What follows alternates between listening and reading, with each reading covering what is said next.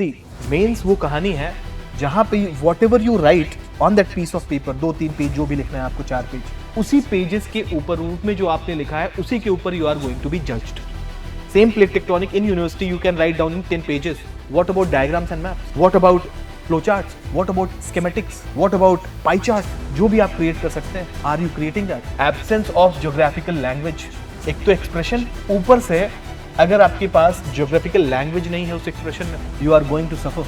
Let me tell you, this is the improvement. Marginal improvement की जरूरत है. इतना सब पढ़ लेने के बाद probably you are not able to find out कि वो मार्जिनल इंप्रूवमेंट है का, इसीलिए यू आर स्टक देयर. और उस फाउंडेशन कोर्स को करने के बाद हम अपनी नोट्स को गीता कुरान मान लेते हैं और बस वही को बार बार पढ़ते रहते. We don't even bother to update that. कि अगर आपने पढ़ाई कर ली है तो इसको अपडेट कर लीजिए, और अगर आप मेरे पास आ रहे हैं तो ऑब्वियसली वो अपडेट होने वाला है. और अगर आपने इसको हैंडल कर लिया, let me tell you, you will go towards 280 to 300, and if God is kind, we'll go beyond this as well.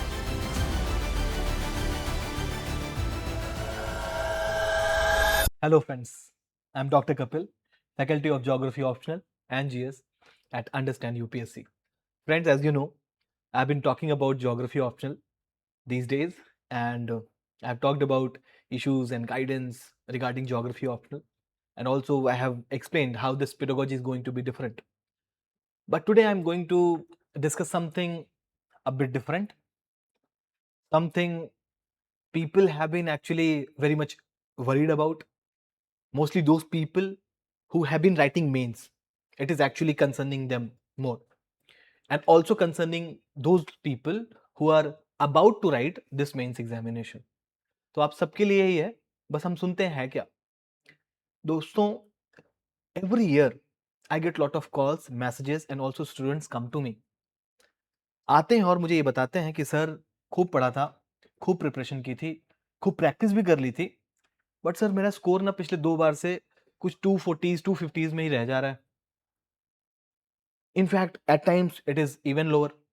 But most of the people, they are stuck somewhere around 240 250. इस score में वो फंसे रहते हैं. और अपने आसपास आप सुनिएगा, you will also find these people or such marks in optionals, particularly geography.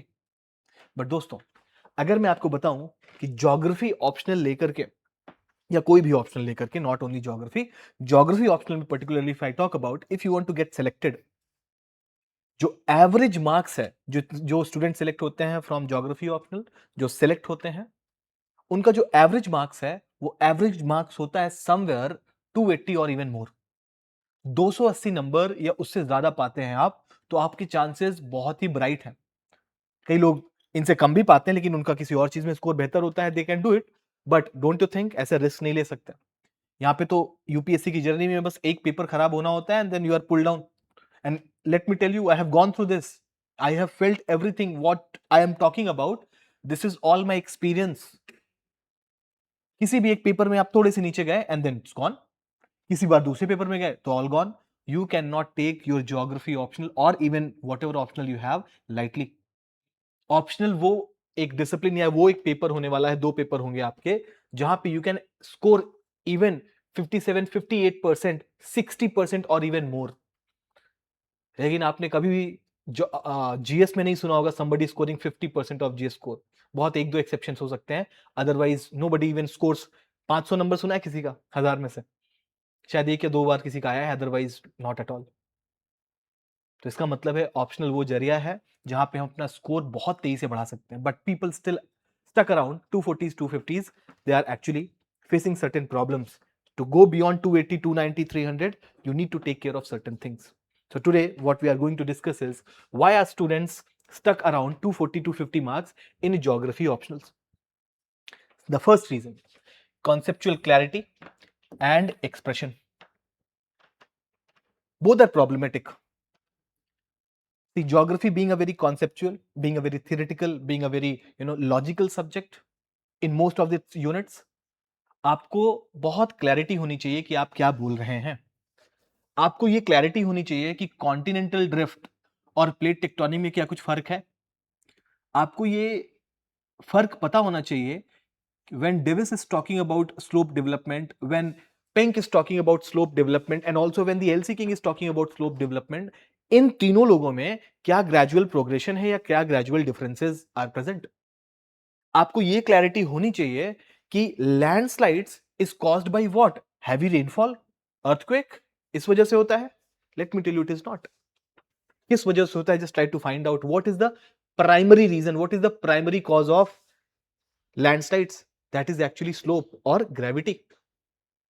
लेकिन अगर आपको ये कॉन्सेप्चुअल क्लैरिटी नहीं हुई, तो फिर आपको लगता है आपकी यार ये कॉन्सेप्ट का जो क्लैरिटी है, don't you think it will also be reflected in your papers? आपके आंसर्स में रिफ्लेक्ट करेगा? और अगर वो रिफ्लेक्ट नहीं हुआ, don't you think examiner will not appreciate that? तो पहली बात, आपके पास तो कॉन्सेप्चुअल क्लैरिटी होनी चाहिए, and many times people have it, और उसके बाद भी प्रॉब्लम आती है। The problem is actually of expression. See, mains वो कहानी है जहां पे whatever you write on the piece of paper, on that piece of paper, 2-3 page जो भी लिखना है आपको, 4 पेज, उसी पेजेस के ऊपर ऊपर you are going to be judged. Examiner साहब आपके घर नहीं आएंगे, पूछेंगे बेटा आपने ये जो लिखा है कहीं इसका मतलब ये तो नहीं था, और क्या आपके कहने का मतलब ये है या ये है? No, whatever you have written, उसका जो भी रिफ्लेक्शन होगा उसी के ऊपर आपको मार्क्स मिल जाएंगे। करेक्ट? इसका मतलब है हमारा एक्सप्रेशन बहुत ही क्लियर कट होना चाहिए, बहुत ही इफेक्टिव और बहुत ही इंपैक्टफुल होना चाहिए। करेक्ट? अगर नहीं है तो फिर मार्क्स बहुत कम होंगे। जब मैं एक्सप्रेशन की बात कर रहा हूं तो क्या बात करता हूं? आपको क्या लगता है हम आंसर जब भी लिखते हैं in school days, college time, universities days में अलग तरीके से लिखते हैं, बट इन यूपीएससी एग्जामिनेशन आपके पास जहां पे वक्त भी कम है, स्पेस भी कम है, same plate tectonic in university you can write down in 10 pages, but in UPSC what if you have to write down something in 2 pages? फिर कैसे काम करेंगे? इसका मतलब है कि एक्सप्रेशन बहुत ही इफेक्टिव होना चाहिए, चाहे वो बॉडी की बात हो, चाहे वो कंक्लूजन और चाहे intro. Apart from this, what about diagrams and maps? What about flow charts? What about schematics? What about pie charts? जो भी आप क्रिएट कर सकते हैं, आर यू क्रिएटिंग दैट? हमको लगता है ये क्या बात हुई, कोई ऐसी बात हुई कहने की? हमने बता दिया कि these are the zoonotic diseases, Ebola, Nipah, COVID, hanta, correct, लिमी, ये सब बात कर दिया हमने। हमने बता भी दिया कहां मिलता है। But don't you think, what if you represent all of that location in a world map with their reason, with their regions and also reasons? Don't you think this will look so beautiful and so geographical? Let me tell you, the next problem is that only absence of geographical language. एक तो expression, ऊपर से अगर आपके पास geographical language नहीं है उस expression में, you are going to suffer. Every subject has its language.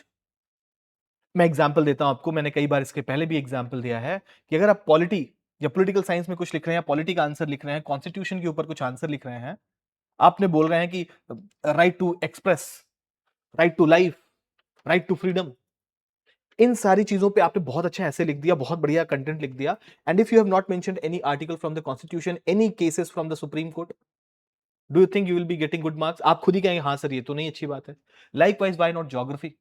In geography optional, if you have written something, and that too without any backing from any thinker, any theory, any diagram, any map, any case study, any example, any data, let me tell you, you are going to suffer. और लोग यही सफर कर रहे हैं, that's why they are stuck somewhere around this. आप ये करके देखिए, ये सारी चीजें, हमको लगता है कि ये जो power of half a marks, power of 1 mark, let me tell you it is so big. मैं एग्जांपल दे रहा हूं, आपने कितने पे स्टक है? 240 250 पे। आपने दोनों पेपर में कितने 19 क्वेश्चन अटेम्प्ट कर रहे हैं, से 20 क्वेश्चन कर रहे हैं फॉर अराउंड फिगर, और सब में आपने हाफ ऑफ मार्क्स इंप्रूव कर लिया। डोंट यू थिंक ऐसे ही आप दोनों पेपर मिला के 20 से 30 मार्क इंप्रूव कर दिया and you are close to 280? And what if I am telling you this year only, not about this, let me tell you, if you improve on all of this, probably 1 mark each, 40 marks आप बढ़ा सकते हैं यहां से, and you will be going beyond 290 to 300। Let me tell you, this is the improvement, marginal improvement की जरूरत है। इतना सब पढ़ लेने के बाद probably you are not able to find out कि वो मार्जिनल इंप्रूवमेंट है कहां, इसीलिए यू आर स्टक देयर। तो जो ज्योग्राफिकल लैंग्वेज है, please use it in the form of theory, in the form of scholars, in the form of what scholars have suggested, what diagrams, what maps, what case studies you can use. अगर ये कर रहे हैं, late me tell you, आप बहुत ही geographical language में लिख रहे हैं, और जो भी यूनिवर्सिटी के प्रोफेसर आने वाले हैं, they are going to give you good marks. क्यों? बस इसी वजह से that you are writing like a geographer, not just as a person who has done some engineering or some graduation from any other subject and writing a geography answer. Impress ही नहीं कर पाएंगे आप। वो यूनिवर्सिटी के professor जो कि बच्चों को पढ़ा रहे हैं, वहां पे एमए, एमफिल, पीएचडी करा रहे हैं, उनकी जो लिखावट होगी, don't you think it would be so geographical? और आपको वो एक्सपेक्ट कर रहे हैं कि थोड़ा आप ज्योग्राफिकल लिख दो, I will give you good marks, लेकिन आप लिख ही नहीं रहे हैं, तो फिर कैसे मिलेगा? That is why this problem exist geographical language की। Next is value addition. What is value addition? See, generally हम क्या कर रहे हैं, कोई भी फाउंडेशन कोर्स करते हैं और उस फाउंडेशन कोर्स को करने के बाद हम अपनी नोट्स को गीता कुरान मान लेते हैं और बस वही को बार बार पढ़ते रहते we don't even bother to update that. कई बार क्या होता है, हम इतना पढ़ाई में मशगूल होते हैं, रिविजन में, कॉन्सेप्चुअल क्लैरिटी में, मेमोराइजेशन में, कि हमको ही मौका नहीं मिल रहा है कि हम उसको अपडेट करें। But let me tell you, ऐसे काम नहीं चलेगा। You have to update that in terms of numbers, in terms of data, in terms of example, case studies, maps, आपको करना पड़ेगा। I am telling you the problem exist. कई बार आज भी मैं देखता हूं, people are writing an answer on earthquake. Can you believe they are mentioning the case study from Gujarat earthquake? Answer लिख रहे हैं सुनामी पे and they are mentioning 2004 tsunami. अरे भाई, उसके बाद अर्थक्वेक सुनामी नहीं आया क्या? You get my point? If you are not updated, if you are not adding any value to your answer, वो सब लिख रहे हैं भाई। क्या आपने कोई नई केस स्टडी लिखी? क्या आपने अपनी बात को कई नई तरीके से प्रूव किया? लेट मी टेल यू, ये नहीं बोल रहा हूं कि जो सब लिख रहे हैं वो गलत होता है, लेकिन डोंट यू थिंक जो एग्जामिनर होगा, वो जब सबके आंसर पढ़ेगा, सेम ही एग्जाम्पल, सेम ही केस स्टडीज या सेम ही तरीके का एक धर्रा देखेगा, वो भी बोर हो जाएगा। अरे यार, एवरेज ही देते हैं, सबका ऐसे ही तो है, कौन सा इसने अलहदा कुछ किया है, डिफरेंट या यूनिक कुछ किया है? And what if you come in, you know, as fresh air, you know, as very, very fragrance, full of fragrance. Why? Because you updated something, you changed something, you added something, you added some value there in the form of new data, new example, case studies, maps, diagrams. ये एक जरूरी चीज है कि अगर आपने पढ़ाई कर ली है तो इसको अपडेट कर लीजिए, और अगर आप मेरे पास आ रहे हैं तो ऑब्वियसली वो अपडेट होने वाला है। जब हम क्लास में पढ़ते हैं ना, I also keep telling you कि राइट डाउन अपडेट। वहीं पे मैं लिखाता हूं कि update, what if you are here with me, और उसके बाद कोई आईएसएफआर की दूसरी रिपोर्ट आ गई, अभी तो 2023 वाली, उसके बाद 25 वाली आ गई, डोंट यू थिंक? तो आपको अपडेट करना चाहिए, और जैसे ही आप रिवाइज करेंगे नोट्स, तो वहां पे दिखेगा, हाँ सर ने बोला था अपडेट करने को, let's update. Correct? So this is something you have to do, sir and ma'am. ये करना पड़ेगा, तब जाकर के आपका मार्क्स बढ़ेगा, otherwise you will be stuck somewhere around 240, 50 और इवन लेसर।